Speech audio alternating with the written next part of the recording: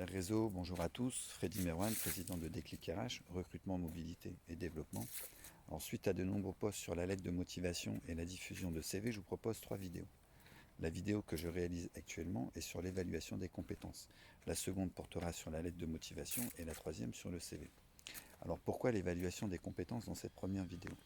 Car c'est quand même l'enjeu central du CV et de la lettre de motivation de pouvoir évaluer les compétences d'un candidat lors d'un entretien de recrutement. Je n'ai pas la prétention ici de vous faire un cours magistral sur la notion de compétence, mais simplement d'explorer avec vous deux concepts, l'évaluation et la compétence, avant de voir l'évaluation des compétences. L'évaluation, je sais, elle est à la fois souhaitée et redoutée. Et derrière l'évaluation se cachent souvent des craintes ou des souhaits de jugement de valeur sur sa performance. Avant toute chose, il faut savoir que l'évaluation est un dispositif de mesure, avec ses outils, ses méthodes et ses concepts, retenus par une entreprise ou un cabinet. Tout cela pour vous dire qu'en soi, la compétence évaluée dépend du dispositif de mesure retenu. Pour illustrer mes propos, je vais vous prendre un exemple simple, qui est de définir la longueur entre un point A et un point B. Par exemple, d'une plage. Si vous mesurez cette longueur à partir d'un satellite, vous obtiendrez une distance de 12 km. Si vous la mesurez à partir d'un avion, celle-ci sera de 17 km. Et maintenant, si vous mesurez cette distance à l'échelle d'une fourmi, vous obtiendrez un résultat de 32 km. Que peut-on en conclure?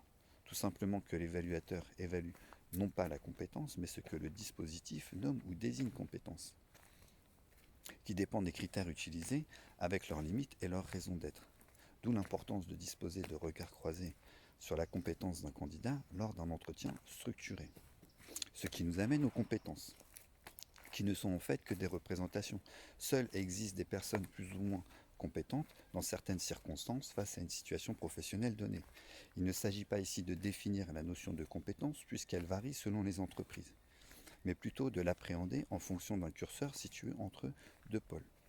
Le premier, où les situations de travail se caractérisent par la répétition, l'exécution de consignes ou de procédures.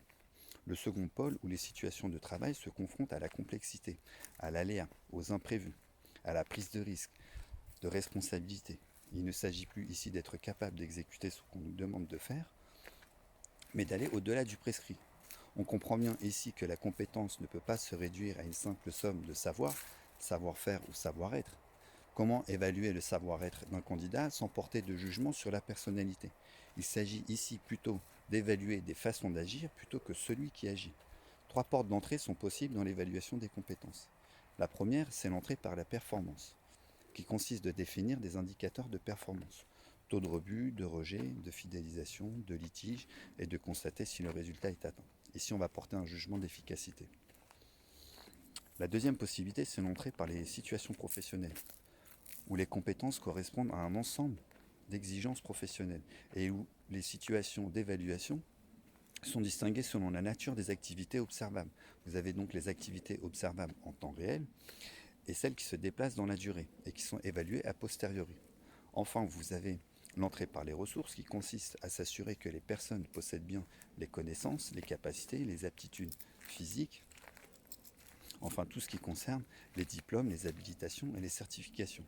Ici, on vérifie l'acquisition de ressources, mais on ne peut pas conclure à la compétence d'un candidat. Comment peut-on démontrer aux recruteurs que nous sommes compétents? Tout simplement en illustrant nos compétences face à une situation professionnelle donnée, afin de motiver ce dernier de nous rencontrer, voire de nous recruter. Petit exercice que nous donnons à un technico-commercial pour gérer une situation professionnelle donnée. Lors de votre tournée quotidienne, vous avez rendez-vous avec un client particulièrement exigeant. Il vous a appelé la veille, très remonté, car il a subi un retard de livraison, pour la seconde fois ce mois-ci. Et celle-ci comportait en plus des erreurs de produit.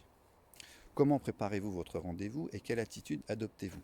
Je vous souhaite bonne réflexion et vous donne rendez-vous lors de notre prochaine vidéo sur la lettre de motivation, qui ne se limitera pas à sa simple mise en forme, mais plutôt d'appréhender les motivations de façon plus globale.